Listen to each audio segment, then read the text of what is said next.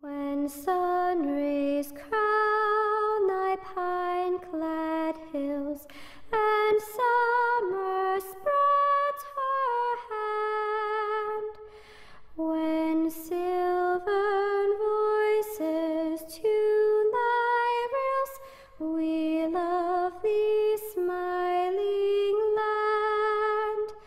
We love thee, we love thee, we love thee, smiling land. As loved our Father, so we love, where once they stood we stand. Their prayer we raise to heaven above, God guard thee, new-found land. God guard thee, God guard thee, God guard thee, new-found land.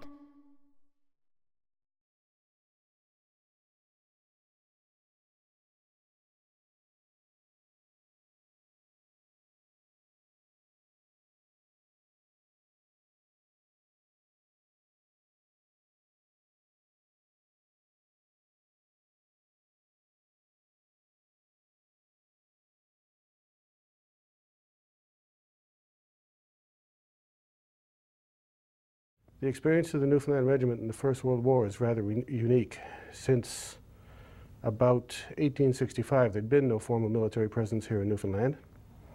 And the regiment was raised on the basis of a proclamation by the then governor, Davidson, who sent a letter to England on the outbreak of hostilities stating that Newfoundland could raise a regiment of perhaps 500 men for service.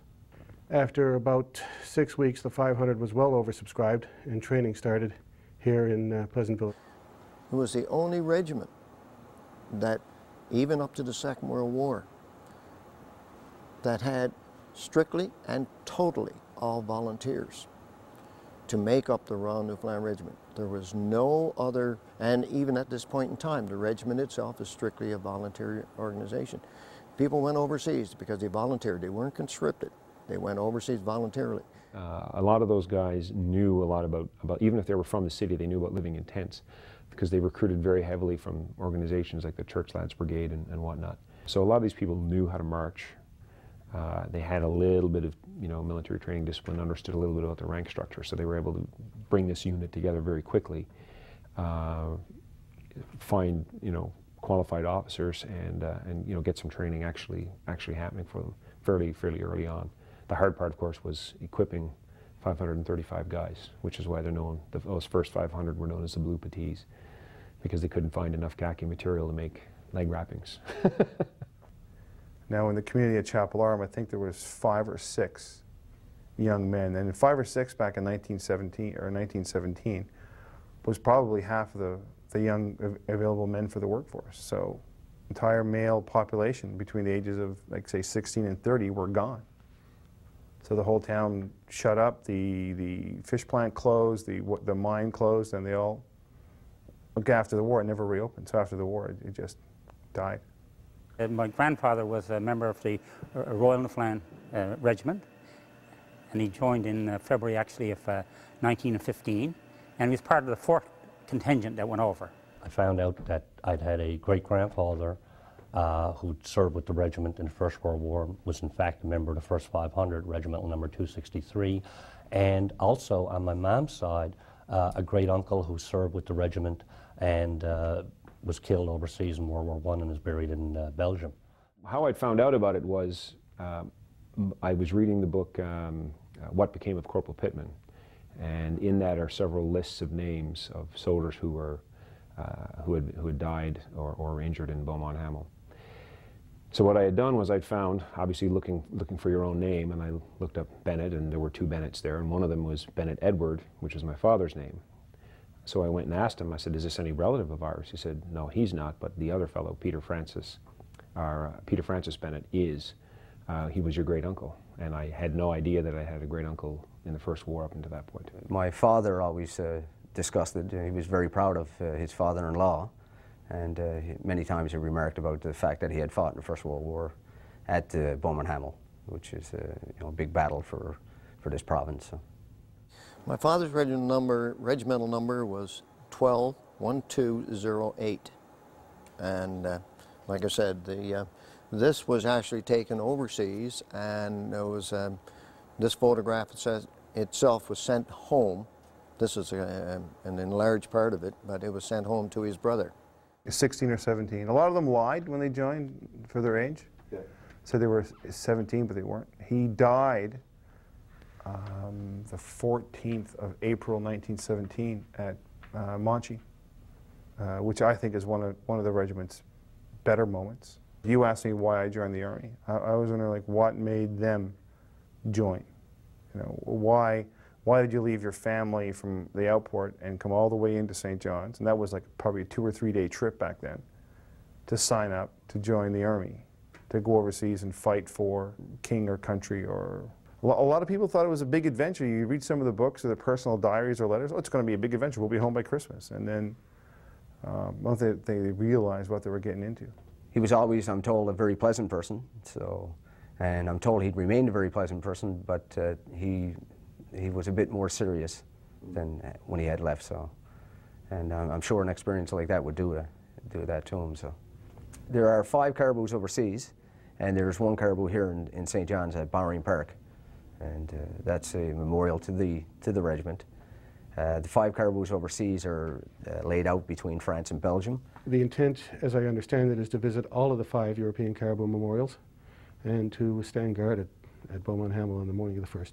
We're going to pay a visit to Vimy Ridge, and we're going to spend just a whole day, June 30th, at Beaumont Hamel doing a rehearsal and a tour of Beaumont Hamel, so the troops have some alone time there to do their own thing. And then the 1st of July, of course, is the big march back into Beaumont Hamel, the regiment. The last time the Royal Newfoundland Regiment was in France was in 1919. Since then, the regiment has not been back. We've sent small contingents of sometimes 30, sometimes 5, sometimes 1. The powers to be, the Regimental Advisory Council, Colonel Hutchings, mainly is the driving force behind it, came up with the idea, you know, in 3 years from now, this was 2 years ago, it's the 90th anniversary of Beaumont Hamel.